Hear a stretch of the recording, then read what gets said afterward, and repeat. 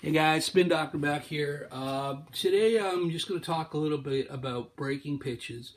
A lot of coaches have been asking me at the clinics I'm doing, is it safe for younger kids, meaning, 10, 11, 12, to be throwing breaking pitches, and should they be throwing them?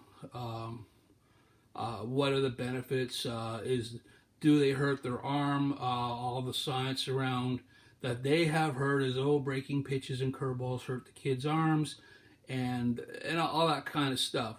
Well, let's debunk that myth about breaking pitches and curveballs hurting the kids' arms.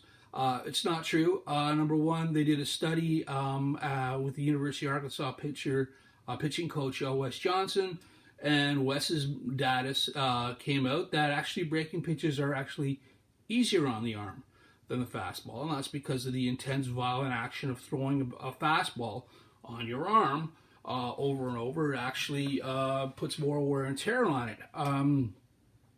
So they've actually shown the science that if the breaking pitches are thrown correctly, and that's the key, they do not hurt the kids' arms.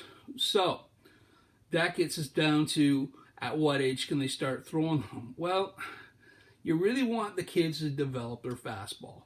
That's most important. Fastballs and changeups. I really don't like to see a curveball until Bantam, which is 14 years old, 15 years old, even minor midget at that point. That said, there's so much information, good and bad, on the internet that these kids are going to go and look at how to throw a curveball. They're going to get grips off the internet, but they've actually never been shown by a coach how to properly throw a curveball. I'm going to post a video on that a little later so that I can show you the proper way to throw it. So what I do when I'm doing my clinics and they say, "Coach, how do you throw a curveball?" I will show them the proper way to do it. Because most of the kids that come say, "Hey, yeah, look, Coach, I can throw a curveball," and they show me this action here. And that is where they're going to hurt their arms, with that action right there, turning the wrist up. Every pitch you throw, your palm has to finish down. That gives you less wear and tear on your arm.